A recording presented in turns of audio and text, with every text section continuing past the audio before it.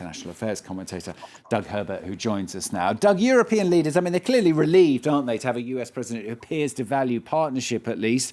But some, led by Emmanuel Macron, actually, are urging for greater, quote, strategic autonomy from the US. What do they mean by that? What does he mean by that?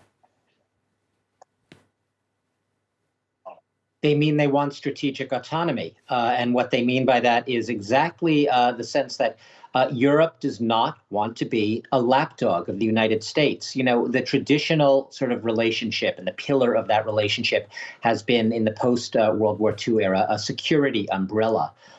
It was a security umbrella that basically Trump decided to remove and said the Europeans need to pay up. Rely on themselves. America is not necessarily just going to be there for them on the security front unless they do their fair share. Look, what Europe, and you mentioned Emmanuel Macron because he has been sort of out in front on this notion of strategic autonomy. It's not saying to Washington, go away, we don't want to be your friend anymore. Of course, they value that partnership. And of course, the transatlantic relationship is still seen as one of the pillars of world bloc relationships. However, there's this real sort of wariness now among Europeans after 4 years of Donald Trump that, yes, he's gone. Yes, sure, they're relieved that he's gone and that there is now a U.S. president who's more amenable to having a more sort of normal, adult, mature, open partnership with them. However, the wariness is there because, A, they know that Trump and his surrogates loom very close on the horizon and that they could come back almost at any moment in the next couple of years, next few years, even the next presidency.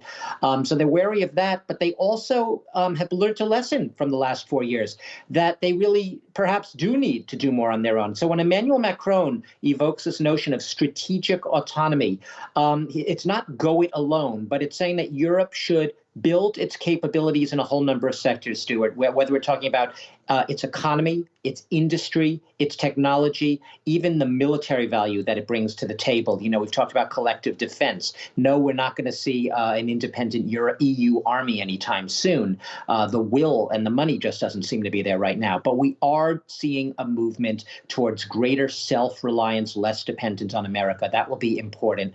And not everyone's on board, of course. We've talked the Eastern Europeans, Poland, Romania notably, are much more hardwired to Washington. And even Germany is much more sort of favorable to maintaining that transatlantic relationship, not rocking it too much as it is, even if that does mean a little extra reliance on the U.S. security umbrella. What do you think are going to be the main bones of contention today then, Doug? I'll give you one big bone, and that's China. I made a little checklist of issues, but really, if you don't look at anything else on that list, look at China, because we know that, the standoff with China, which was very much front and center at the NATO meeting, and NATO made it clear for the first time, evoking China as a rising threat. Even some people say they should have actually evoked Russia much more prominently because they fear that it will be taking resources away from the threat from Russia. But China is now the bogeyman, the big bugbear.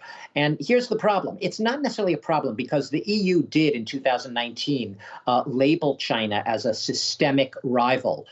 So like the U.S., it does see it as a rising, resurgent power that definitely poses a major challenge to the EU bloc, where it parts ways. And we're talking about 27 countries here, so they're not all monolithic, but where it generally parts ways with the U.S. is the EU is not at this point fully a political bloc as much as its original intentions, perhaps its intentions are to one day be that. They're more of a trading and economic bloc, and they want access to China. They want access to its giant lucrative markets. So that means sort of towing a fine line. So yes, while they do denounce the human rights abuses, the treatment of the Uyghurs in Xinjiang, at the same time, they are wary of taking the sort of hard-line Trumpish stance, which it's yet to be seen will become the real Biden stance of being extremely tough towards China. They sort of want to maintain, yes, keep China at arm's length and chew it out on human rights issues, but still have it open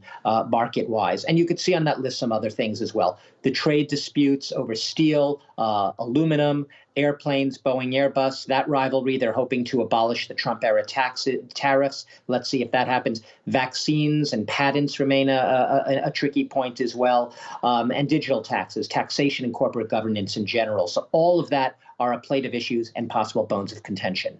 Doug, let's step back, flip this on its head. What about Americans? What do they think of their president's first foray into Europe? Are they following it even?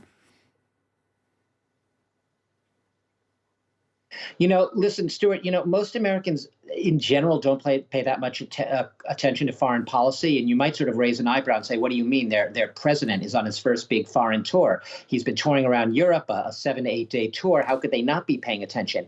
It's not that they've tuned out, but for them, and you said it at the top of the introduction here, the main event really is the Putin-Biden meeting. A lot of American news these days, it's even, more so than Europe. It's extremely fast-paced and entertainment-driven, and they're looking for the most titillating and sensational news. The American news networks, in particular, have really deployed almost all their resources to that Wednesday meeting, tomorrow's meeting in Geneva between the U.S. president and the Russian president, deploying all of their big news presenters. They're all going to be live from Geneva. It's not that they haven't been talking about G7 or NATO or Biden's meeting with the Queen, but they are really looking for, they want a narrative where they can sort of pull some controversy out of it, pull some sort of sexy, titillating sound bites out of it. I'm not trying to be cynical here. That is a way a lot of the U.S. news cycle works, Stuart, and it applies to this European tour as well. So they care, they're interested, they're glad to see, for the most part, most Americans, that he is trying to fray this tattered relationship with European allies, but they're also looking for a bit of a dusting up with Vladimir Putin. And they remember back to Putin's meeting with Trump back in 2018 in Helsinki, where Trump was seen as essentially being the lapdog of Putin, and that garnered a lot of headlines. So that's the big thing at this meeting. I'll also note that the Americans are preoccupied at home. I'll leave you with that idea. Preoccupied because the headlines in America right now is Biden is basically under threat on his domestic front. Democracy is being eroded. There's a giant attack underway within the states on voting rights, so on and so forth. The Americans are preoccupied with their domestic agenda, and there's a lot of problems right now on their plate at home. Doug, thanks very much. Doug Herbert, our international affairs commentator on France 24.